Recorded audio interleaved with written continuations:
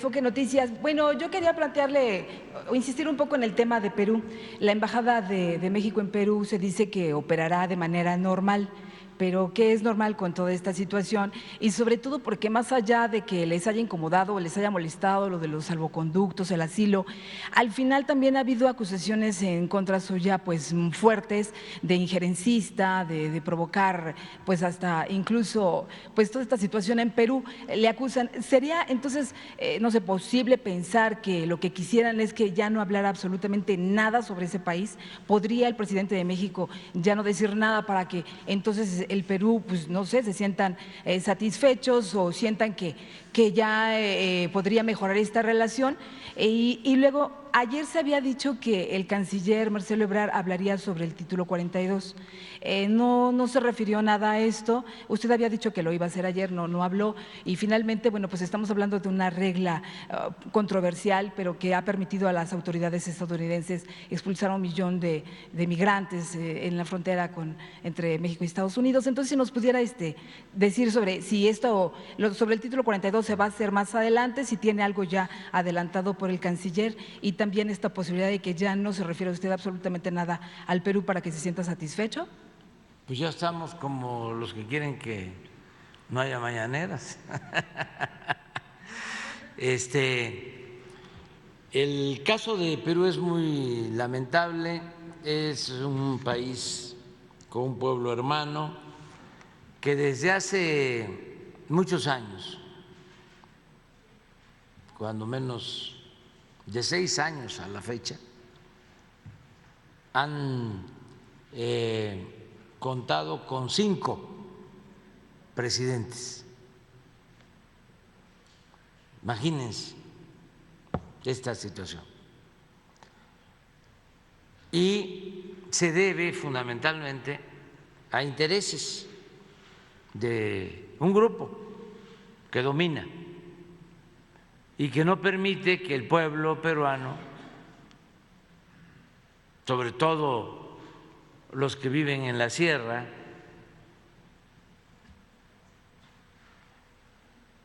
participen en la vida pública y ejerzan sus derechos políticos y que haya una auténtica democracia. Entonces, es una élite, un poco lo que sucedía aquí, nada más que aquí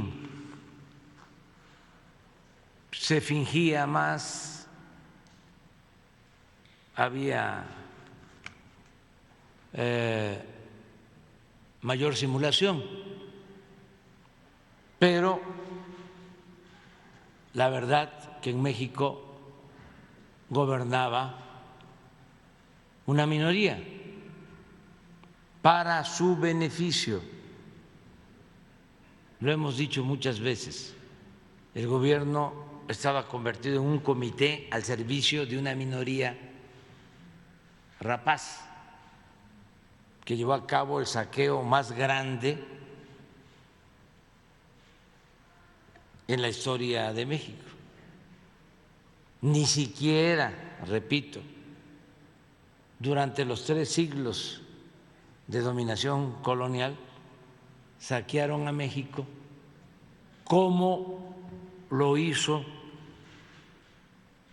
la oligarquía actual en el periodo neoliberal que va de 1983 al 2018,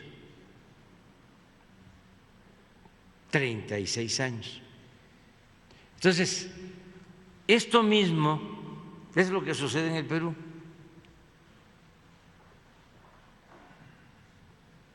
Los pueblos buscan liberarse de esa opresión, de esas oligarquías, participan por la vía electoral. Sin embargo, a esas oligarquías apoyadas por los grupos de intereses creados los potentados de esos países, como sucedía en México, los medios de información, casi todos al servicio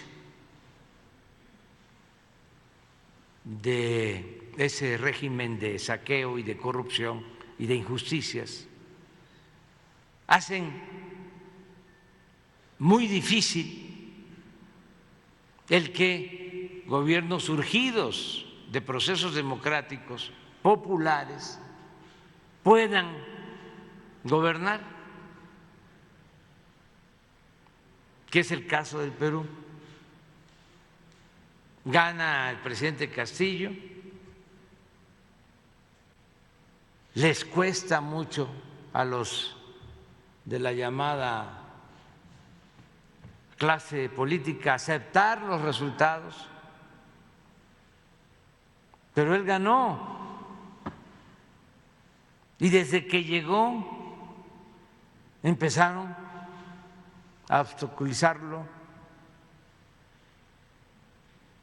como no tenía su movimiento, porque fueron más que nada los ciudadanos, la gente, la que, estando harta de estas mafias de poder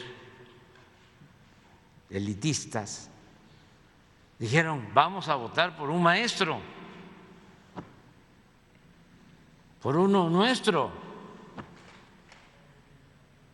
Pero pues las mafias del poder y los medios de información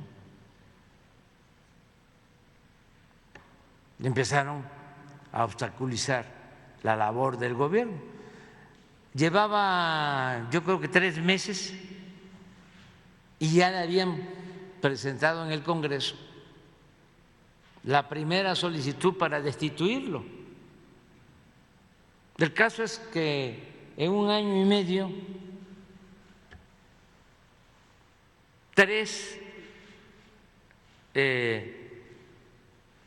juicios en el Congreso para destituirlo, y el último argumentando incapacidad moral, que aunque parezca increíble, existe el precepto como causal para destituir al presidente, porque todas estas leyes las hicieron en el periodo neoliberal que padecimos nosotros y que se padeció en toda América Latina y en el mundo, todo para tener control. Un poco lo que hicieron en México, de que llevan a cabo las llamadas reformas estructurales y empiezan a crear organismos autónomos para que en el caso de que llegara un presidente que no fuese empleado de los potentados, de los saqueadores, no pudiese hacer nada, estuviese atado. Nada más que el pueblo de México actuó con mucha visión y con mucha inteligencia, y no solo votó en favor del presidente que les habla, sino votó también en favor de diputados y de senadores, y esto nos ha permitido avanzar a pesar de todos los obstáculos, porque nuestro movimiento mantiene la mayoría en la Cámara de Diputados y en la Cámara de Senadores. Sin embargo, hay reformas constitucionales que demandan de 2/3 de la votación en el Congreso y como se han aliado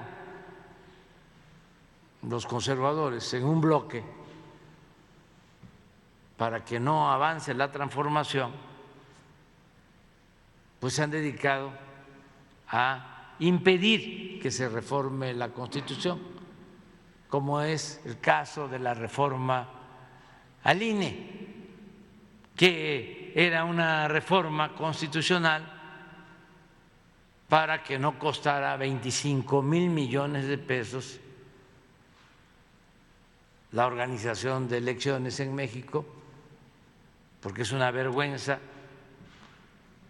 que sea nuestro país el que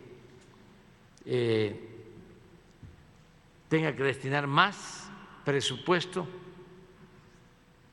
para la celebración de elecciones. Y se estaba planteando que en vez de 500 diputados, pues nada más fueran 300 y que se eliminaran 200 que son llamados plurinominales, que no los elige de manera directa la gente, sino son candidatos de lista que tienen que ver con los achichincles o la gente cercana a los líderes de los partidos. Y se planteaba que en vez de que los partidos eligieran a los consejeros del INE para que no estuviesen al servicio de los partidos, sino que representaran al pueblo, que la elección fuese directa, que se le preguntara al pueblo, que el pueblo los eligiera. Pues todo eso se bloqueó y ni siquiera se enteraron los que sin conocimiento se opusieron, porque los manipularon a través de los medios de información, los engañaron, porque son muy susceptibles los conservadores de ser manipulados.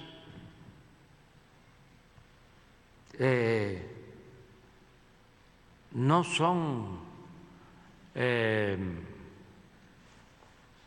racionales en la valoración política, social, actúan por instinto. Entonces, en el caso del Perú, pues la mayoría del Congreso estaba en contra del presidente, que está detenido. No hay pruebas de que haya cometido un delito.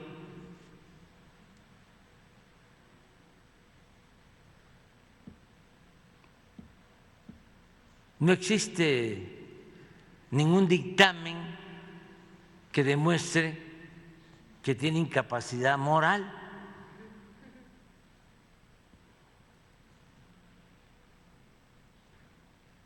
Entonces, se lleva a cabo una imposición, pues la gente se inconforma porque no respetan la voluntad popular.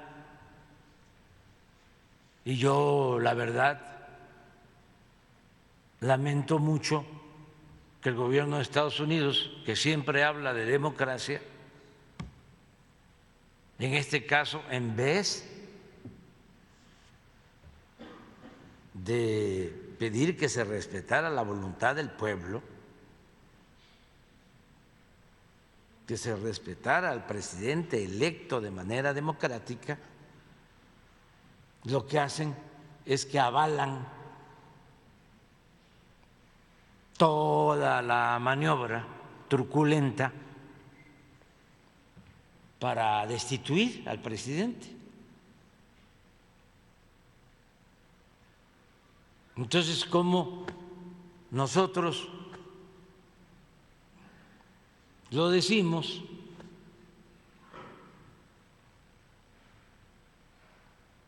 Pues somos non gratos. Es muy lamentable. Lo más preocupante es la actitud represiva, el sacar al ejército a reprimir al pueblo.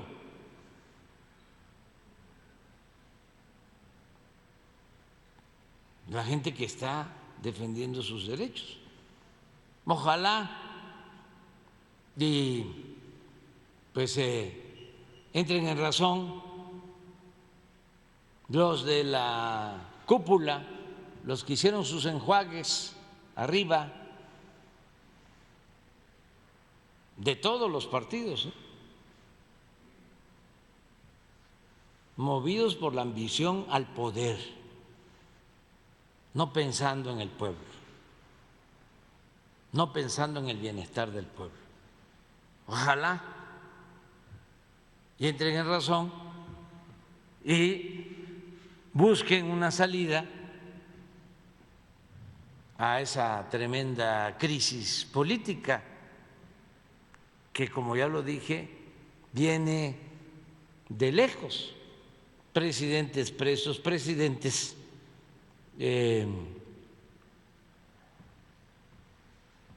fugados,